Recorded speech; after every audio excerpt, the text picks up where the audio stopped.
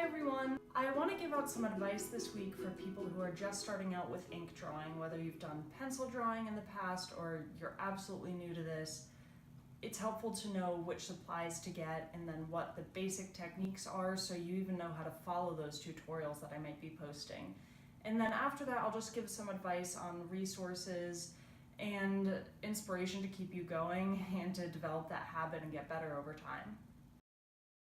This here's my sketchbook. I got it for about $5. It's nothing fancy, but I really like it. The only thing you really need to look for is heavyweight pages, a pound and a GSM. Most importantly, you do not want your ink to bleed through the pages, so you need something a little heavier than just a sketchbook that's made for pencil drawing. Now on to what you're actually going to use to make your drawings. I just use a simple number 2 pencil. I usually just find it in a drawer at the bottom of my backpack. The most important thing is what you're inking with. I have a whole set of microns, but these are the 3 that I use most often. So the tiniest, the 005, and then the 1, which is just my standard go-to, and the 3 I use for more of a graphic, bold line. So here are a few warm-up exercises to get you started. I like to just take a piece of scrap paper and scratch around on it a bit and make sure my hand's working normally. And if you do have difficulty keeping your lines straight and regular and not wobbly, which I hear that complaint a lot, then you can just break up your lines so you can kind of feel out the curve over the drawing instead of trying to do it all in one fell swoop. And a lot of times people mess that up and get frustrated. I know I do.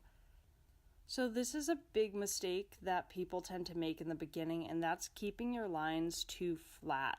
So not thinking about the form of the object, just thinking about the actual shadow. So technically this is the right shading to do, but it's not following the curve of this random banner that I've drawn. So I'm just going to show you how you'd actually curve over those folds, and that makes it look more realistic and more three-dimensional.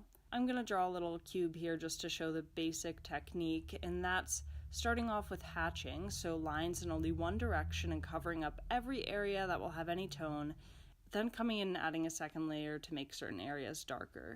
Most mornings I eat my breakfast and then start out with a drawing, even if it's the tiniest thing I've ever drawn, and even if I don't draw for the rest of the day at all. So let's say I want to draw an apple, and I don't have any apples at home, or I don't have any good lighting, or I'm just lazy, then I'll go to Google Images and type in apple reference. You can put reference after anything and it'll give you some great images to choose from. The internet's also a great tool for inspiration. Of course it can be a distraction. Of course you can end up comparing yourself to other people, but I like to use it to figure out what other people are doing and the kinds of styles people are trying out. Some hashtags that I'll look at on Instagram are pen and ink drawing, cross-hatching, sketchbook, whatever makes sense for you, whatever most aligns with the type of work you're trying to do.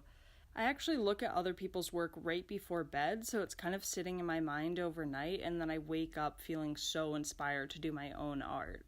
The last tip I'm going to give you, and perhaps the most important, is to keep your sketchbook with you everywhere. So I pack it in my backpack, and it's always there, and it's great practice. So that should really be all you need to get started with ink drawing and finally put pen to paper. Thanks for watching. I really hope that was helpful. I've got a lot more tutorials on my Instagram. I've got a course up on my Patreon that you can check out. And of course, I'll be uploading more videos here, so be sure to subscribe.